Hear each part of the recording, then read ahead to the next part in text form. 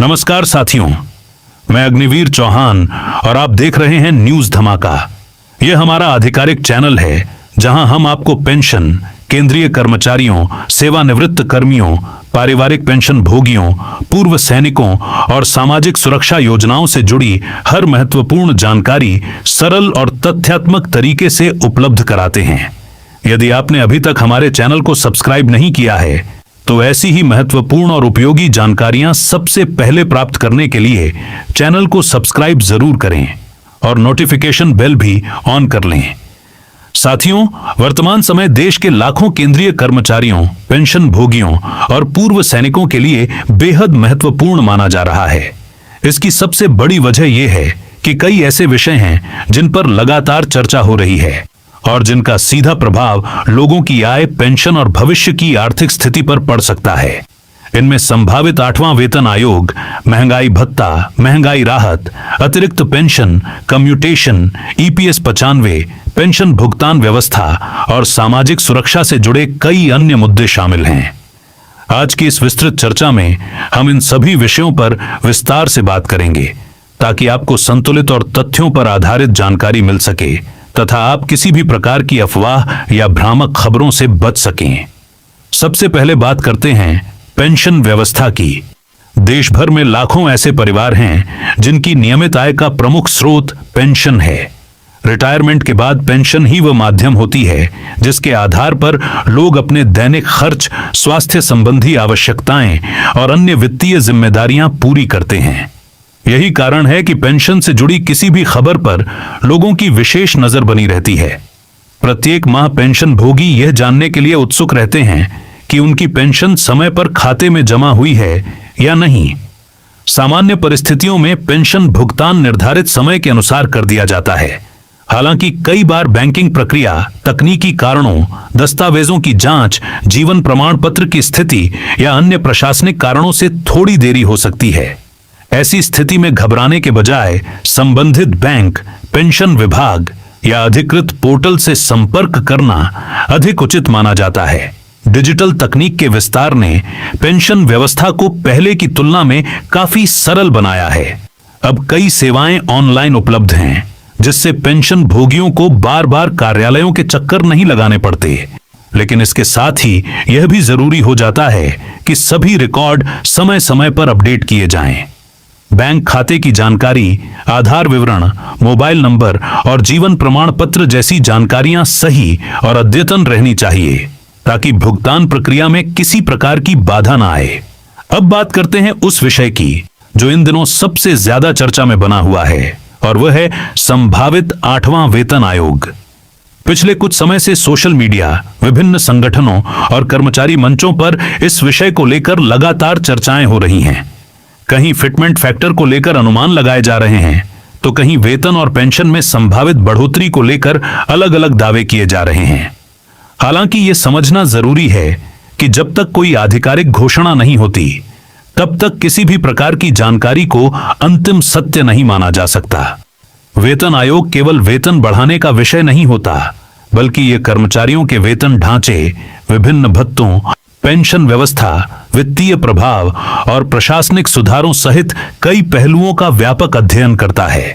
यही कारण है कि इस प्रकार के निर्णय जल्दबाजी में नहीं लिए जाते। इसके लिए विस्तृत समीक्षा, आंकड़ों का विश्लेषण और विभिन्न पक्षों से विचार विमर्श की प्रक्रिया अपनाई जाती है। कर्मचारी और पेंशन भोगी स्वाभाविक रूप से उम्मीद करते हैं कि भविष्य में उन्हें बेहतर लाभ प्राप्त हों, क्योंकि प्रत्येक वेतन आयोग के साथ कुछ महत्वपूर्ण बदलाव और सुधार देखने को मिलते हैं। कई कर्मचारी संगठनों का यह भी कहना है कि वर्तमान समय में जीवनयापन की लागत लगातार बढ़ रही है। खाद्य सामग्री, शिक्षा, स्वास्थ्य सेवाओं और अन्य आवश्यक खर्चों में वृद्धि को देखते हुए न्यूनतम वेतन में पर्याप्त संशोधन किया जाना चाहिए। उनका मानना है कि केवल आंकड़ों के आधार पर नहीं, बल्कि वास्तविक परिस्थितियों को ध्यान में रखते हुए निर्णय लिया जाना चाहिए। इसी प्रकार पेंशन भोगियों की भी अपेक्षा रहती है कि भविष्य में पेंशन व्यवस्था को और अधिक मजबूत बनाया जाए ताकि रिटायरमेंट के बाद आर्थिक सुरक्षा सुनिश्चित हो सके। हालांकि अंतिम निर्णय संबंधित प्राधिकरणों द्वारा ही लिया जाएगा और जब तक कोई आधिकारिक सूचना जारी नहीं होती तब तक किसी भी प्रकार के अनुमान को निश्चित नहीं माना जा सकता। अब वरिष्ठ पेंशन भोगियों से जुड़े एक महत्वपूर्ण विषय अतिरिक्त पेंशन की चर्चा करते हैं। जैसे जैसे आयु बढ़ती है, वैसे वैसे स्वास्थ्य संबंधी आवश्यकताएं और अन्य खर्च भी बढ़ने लगते हैं। इसी कारण विभिन्न संगठनों द्वारा समय समय पर अतिरिक्त पेंशन व्यवस्था में सुधार की मांग की जाती रही है। कई लोगों का मानना है कि अतिरिक्त पेंशन का लाभ वर्तमान व्यवस्था की तुलना में कम आयु से शुरू किया जाना चाहिए, ताकि वरिष्ठ नागरिकों को अधिक सहायता मिल सके।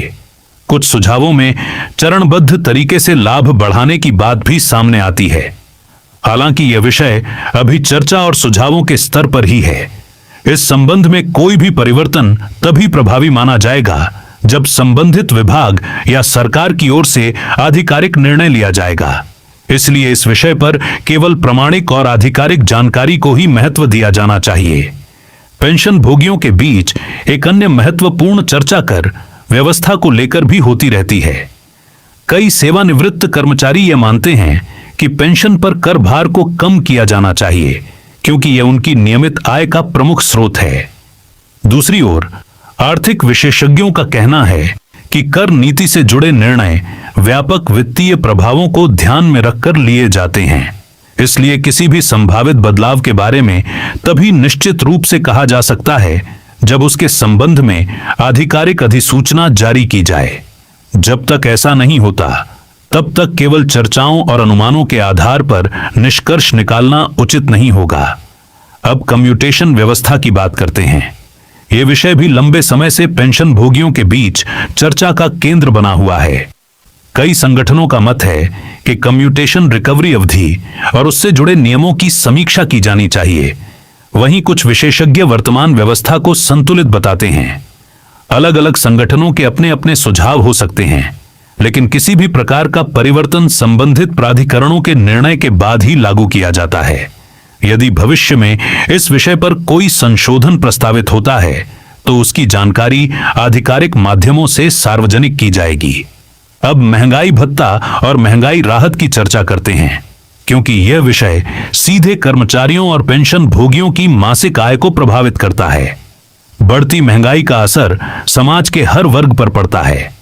दैनिक उपयोग की वस्तुओं से लेकर स्वास्थ्य सेवाओं, परिवहन, शिक्षा और अन्य आवश्यक खर्चों तक लगभग हर क्षेत्र में लागत बढ़ने का प्रभाव देखने को मिलता है।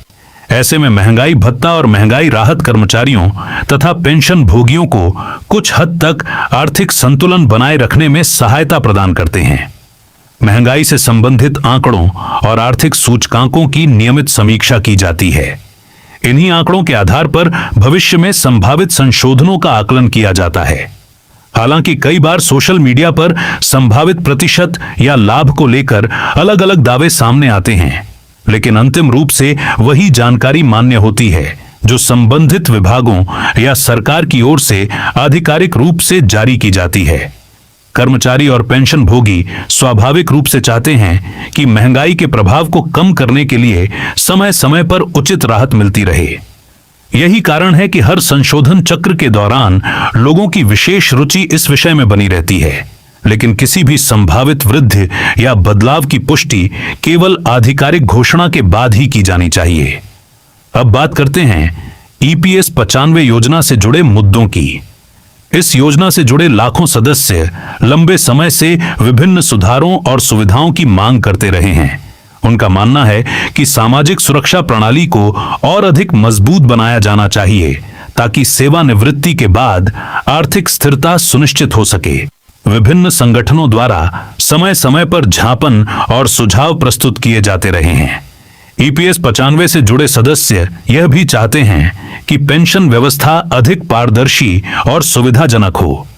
हालांकि इन मांगों और सुझावों पर अंतिम निर्णय संबंधित विभागों और प्राधिकरणों द्वारा ही लिया जाता है। इसलिए किसी भी प्रस्ताव को तब तक अंतिम निर्णय नहीं माना जा सकता जब तक उसके संबंध में कोई आधिकारिक आदेश जारी न हो जाए। साथियों, आज के समय में सूचना का प्रसार बहुत तेजी से होता है। मोबाइल फोन और इंटरनेट की पहुंच बढ़ने के कारण हर व्यक्ति तक खबरें कुछ ही मिनटों में पहुंच जाती हैं। लेकिन तेज गति से फैलने वाली हर जानकारी सही हो, यह जरूरी नहीं है। कई बार अधूरी या अपुष्ट जानकारी भी वायरल हो जाती है, जिससे लोगों के बीच भ्रम की स्थिति पैदा हो सकती है। विशेष रूप से कर्मचारियों और पेंशन भोगियों से जुड़े विषयों में यह स्थिति अधिक देखने को मिलती है। किसी संभावित वेतन वृद्धि, पेंशन बढ़ोतरी या नए लाभ को लेकर कई प्रकार की खबरें सामने आती हैं। ऐसे में सबसे महत्वपूर्ण बात यह है कि किसी भी जानकारी को स्वीकार करने से पहले उसके स्रोत की जांच अवश्य की जाए। सरकारी अधिसूचनाएं, विभागीय आदेश, अधिकृत प्रेस विज्ञप्तियां और संबंधित मंत्रालयों द्वारा जारी जानकारी सबसे अधिक विश्वसनीय मानी जाती हैं। इसके विपरीत केवल सोशल मीडिया पोस्ट, फॉरवर्ड संदेश या अपुष्ट वीडियो के आधार पर किसी निष्कर्ष पर पहुंचना उचित नहीं माना जाता। एक जागरूक नागरिक और जिम्मेदार पेंशन भोगी के रूप में हमें तथ्यों पर आधारित जानकारी को प्राथमिकता देनी चाहिए। इससे न केवल भ्रम की स्थिति से बचा जा सकता है, बल्कि सही समय पर सही निर्णय लेने में भी सहायता मिलती है। आने वाले महीनों में कई महत्वपूर्ण विषयों पर नई जानकारियां सामने आ सकती हैं और इसलिए सभी की नजरें आधिकारिक घोषणाओं पर बनी हुई हैं। साथियों, कुल मिलाकर देखा जाए तो 8वां वेतन आयोग, महंगाई भत्ता, महंगाई राहत, अतिरिक्त पेंशन, कम्यूटेशन और ईपीएस 95 जैसे विषय आने वाले समय में भी चर्चा के केंद्र में बने रह सकते हैं। देश के लाखों कर्मचारी, पेंशन भोगी और पूर्व सैनिक इन मुद्दों पर सकारात्मक और संतुलित निर्णयों की उम्मीद कर रहे हैं।